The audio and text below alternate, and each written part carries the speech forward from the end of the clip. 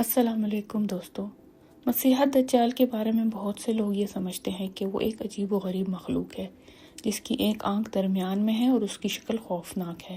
حقیقت میں وہ ایسا نہیں ہے، بلکہ وہ ایک عام انسان جیسا ہوگا، بالکل ہمارے جیسے۔ نبی کریم نے اس کی تفصیل بہت واضح طور پہ بیان کی ہے، جو کسی دوسرے نبی نے اس طرح نہیں کی۔ اس کا فتنہ اس قدر بڑا ہوگا کہ تمام انبیاء نے اپنی قوموں کو اس سے خبردار کیا ہے، کیونکہ یہ زمین پہ ہونے والا سب سے بڑا فتنہ ہوگا۔ اور اس ویڈیو میں ہم جانیں گے کہ کیوں۔ پہلی بات یہ ہے کہ اسے مسیحا کہا گیا ہے دو وجوہات کی بنا پہ۔ پہلی وجہ یہ ہے کہ اس کی آنکھ مسح یعنی بند ہوگی۔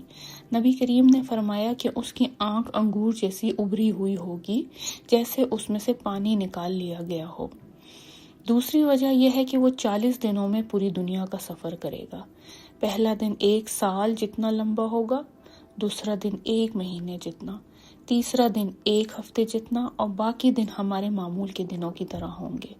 وہ زمین کے ہر حصے تک پہنچے گا۔ وہ ایک سواری پر ہوگا۔ نبی کریم نے اسے گدھا کہا، لیکن اس کی شکل بہت عجیب ہوگی۔ اس کے کانوں کے درمیان کا فاصلہ 40 ہاتھ ہوگا، یعنی وہ بہت بڑی ہوگی۔ وہ ایک نوجوان ہوگا، بوڑھا نہیں۔ اس کی جلد سرخی مائل سفید ہوگی۔ اس کے بال بہت زیادہ اور بہت سخت ہوں گے۔ وہ چھوٹا ہوگا، لیکن اس کا جسم بہت چوڑا اور بھاری ہوگا، اور اس کی ٹانگوں کے درمیان ایک واضح فاصلہ ہوگا۔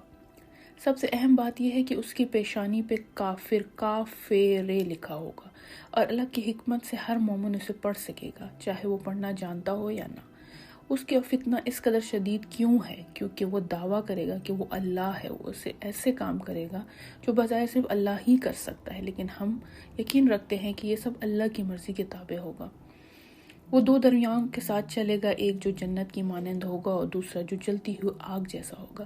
نبی کریم نے فرمایا یہ دونوں حقیقت میں الٹے ہوں گے۔ اس کی جنت آگ ہوگی اور آگ جنت ہوگی۔ نبی کریم نے ہمیں ہدایت دی کہ اگر ہم اس کی آزمائش میں پڑ جائیں اور وہ ہمیں انتخاب کرنے کو کہے تو ہمیں اپنی آنکھیں بند کرنی چاہیے، سر جھکا لینا چاہیے اور اس کی آگ میں سے پینا چاہیے، کیونکہ وہ حقیقت میں ٹھنڈا اور شیریں پانی ہوگا۔ وہ کسی آدمی سے کہے گا کہ اگر میں تمہارے والدین کو زندہ کر دوں تو کیا تم مجھ پر ایمان لے آؤ گے؟ اگر اس کا ایمان کمزور ہوگا تو وہ کہے گا ہاں۔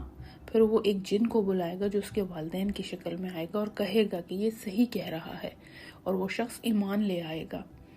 آپ سوچ سکتے ہیں کہ آپ کے والدین آپ کے سامنے آ کر آپ سے کہیں کہ یہ شخص جھوٹ بول رہا ہے، یہ کتنی بڑی آزمائش ہوگی۔ وہ ان شہروں میں جائے گا جو اس پر ایمان لائیں گے، ان پر بارش نازل کرے گا اور زمین سے فصلیں اگائے گا، اور جو اس پہ ایمان نہیں لائیں گے ان پر بارش رک جائے گی اور ان کی زمین بنجر ہو جائے گی۔ دجال اس وقت آئے گا جب 3 سال تک قحط سالی اور بارش کی کمی ہوگی، اس لیے یہ ایک بہت بڑی آزمائش اور نشانی ہے۔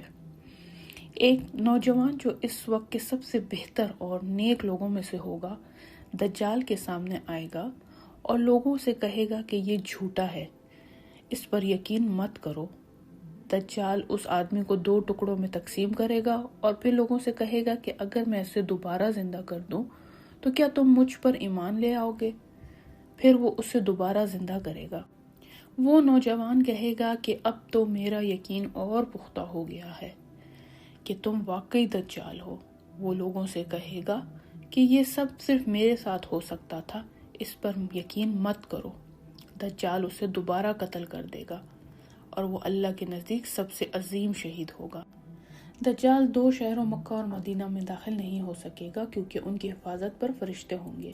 وہ مسجد اقصی اور طور پہ بھی داخل نہیں ہو سکے گا۔ نبی کریم کی نصیحت ہے کہ ہم اپنی جان کو اس کے فتنے سے بچانے کی کوشش کریں، اور جب وہ ظاہر ہو تو ان جگہوں پہ جا کے پناہ لیں۔ جو لوگ اس کے بارے میں جانتے ہوں گے وہ اس سے لڑنے جائیں گے، لیکن اس کی طاقتور آزمائشوں کو دیکھ کے کچھ ایمان والے بھی اس کے فتنہ میں مبتلا ہو جائیں گے۔ نبی کریم صلی اللہ علیہ وآلہ وسلم نے ہمیں یہ ہدایت دی ہے کہ اگر ہم دجال کا سامنا کریں تو سورہ کہف کی ابتدائی 10 آیات پڑھیں، کیونکہ وہ ہمیں اس کے فتنہ سے بچائیں گی۔ اس لیے ہر ایک کو آج ہی انہیں حفظ کر لینا چاہیے۔ نبی کریم صلی اللہ علیہ وآلہ وسلم نے فرمایا، آخر زمانے میں ایسے مرد آئیں گے جو مرد نہیں ہوں گے، وہ عورتوں کی مانند لباس پہنیں گے۔ جب تمہیں انہیں دیکھو تو جان لو کہ قیامت قریب ہے۔ یا اللہ، ہم آپ سے حسن خاتمہ کی دعا کرتے ہیں۔